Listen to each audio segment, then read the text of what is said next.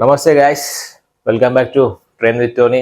So మొన్న ఒక post చేశాను, బిగినర్స్ వర్కౌట్స్ ఎలా చేయాలి ఏంటి అనేది. సో ఈరోజు మనం చూసే వీడియోలో one of my client and also is my friend. తను బిగినరే. సో తను ఎంత ఈజీగా వర్కౌట్ చేశాడు అండ్ పుషప్ చేశాడు అనేది వీడియోలో చూసారు మీరు. చాలా సింపుల్గా కొట్టేశాడు పుషప్స్ అయితే.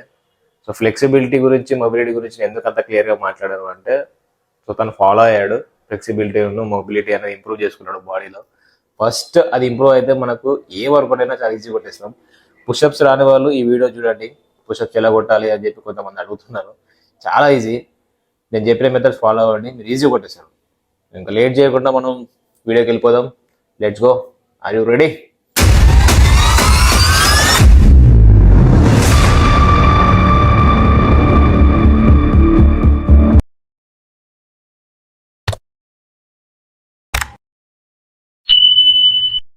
Welcome back you guys, is my client. మన ప్రీవియస్ వీడియోస్లో ఫ్లెక్సిబిలిటీ గురించి, మొబిలిటీ గురించి మాట్లాడుకున్నాం కదా. ఆ వీడియో అనేది మీకు లేట్గా పోస్ట్ చేశాను అంతే. సో దీనికి ఆఫ్లైన్ ఆల్రెడీ చెప్పాను. సో ఇతను 3-4 డేస్ నుంచి ఫాలోఅప్ చేస్తున్నాడు మనం చెప్పినవి. సో ఇందులో మీకు అన్నీ చూపించట్లేదు నేను.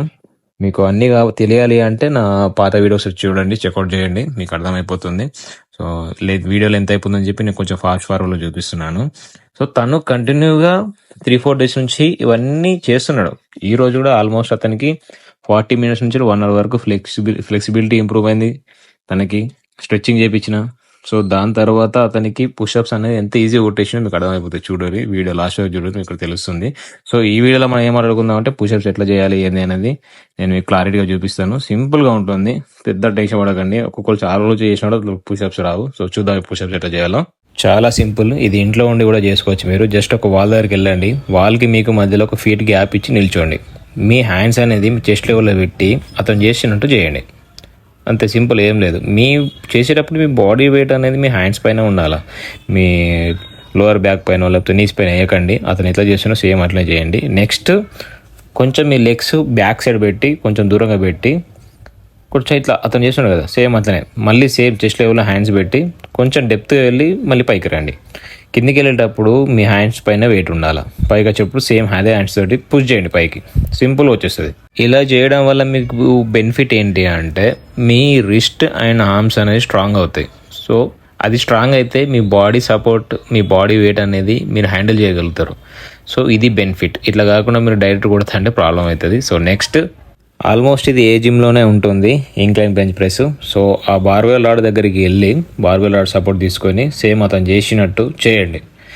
ఒక 3 సెట్ చేయండి. సెట్కి మీకు ఎంత వస్తే అంత, బేసిక్ కాబట్టి మీకు ఎంత వరకు వస్తే అంతవరకు ట్రై చేయండి. నెక్స్ట్ వచ్చేసి ఇట్లా అపోజిట్లో మీరు బార్బెల్ రాడ్ దగ్గర సపోర్ట్ తీసుకోండి. సో మీ హిప్ అనేది స్ట్రేట్ ఉండాలా, స్పైన్ కూడా స్ట్రేట్ ఉండాలా.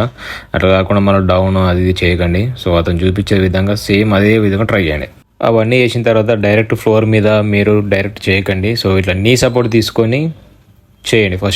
ఫస్ట్ అటెంప్ట్ ఇది. సో నీ సపోర్ట్ మీద చేస్తే మీకు ఒక ఐడియా వస్తుంది. సో నెక్స్ట్ ఇది డిక్లైన్, ఇది కూడా నీ సపోర్ట్ మీదే చేయండి. ఇట్లా చేస్తే మీకు బాడీ వెయిట్ అనేది హ్యాండిల్ చేయగలుగుతున్నారా లేదా అనేది మీకు క్లారిటీ వస్తుంది. దాని తర్వాత చూడండి ఎంత సింపుల్గా కొట్టేస్తున్నాడో, చాలా ఈజీ. అతనికి ఒక ఐడియా వచ్చేసింది, ఓకే మనం బాడీ వెయిట్ ఎక్కడ వేయాలి ఏంది అనేది తనకు ఒకటి క్లారిటీ వచ్చింది. సో దాని తర్వాత ట్రై చేసిండు, సో ఈజీగా కొట్టేస్తున్నాడు. సో ఈ పుషప్ చేయడానికి ఒక్కొక్కరికైతే 2-3 మంత్స్ పడుతుంది. అంత టైం అవసరం లేదు బ్రదర్. ఫస్ట్ మనకు టెక్నిక్ తెలవాలా. టెక్నిక్ తెలియకుండా చేస్తా అంటే ఏది కూడా రాదు. ఫస్ట్ మీరు అబ్జర్వ్ చేయండి, చెప్పేది వినండి క్లారిటీగా, దాని తర్వాత ట్రై చేయండి. సో నేను అట్లా ఈజీ ఇడిచిపెట్టాను. చూడండి సపోర్ట్ ఇస్తూ చేపిస్తున్నా. సో ఆ సపోర్ట్ ఇస్తూ చేపిస్తే ఏమవుతుంది అంటే తనకు ఒక మోటివేషన్ ఫీల్ వస్తుంది. సో అట్ ఈజీ వదిలేదు. నేనైతే 1 వెళ్ళినా 2 వెళ్ళినా మళ్ళీ గట్టిగా చేపిస్తా. So I appreciate. చేసే వాళ్ళని ఎంకరేజ్ చేయండి. డిస్కరేజ్ చేస్తే మాత్రం వాళ్ళకి డిమోటివేట్ అయిపోతారు. మనం ఎంకరేజ్ చేస్తూ ఉండాలి వాళ్ళకి. అట్లాంటప్పుడే వాళ్ళకి ఒక క్లారిటీ, మంచిగా చేయాలన్న ఉత్సాహం అన్నీ పెరుగుతుంది. సో ఇది గైస్, వీడియో నచ్చితే లైక్ చేయండి, కొన్ని ఫాలో కొట్టండి, షేర్ కొట్టండి. Thank you. జై హింద్.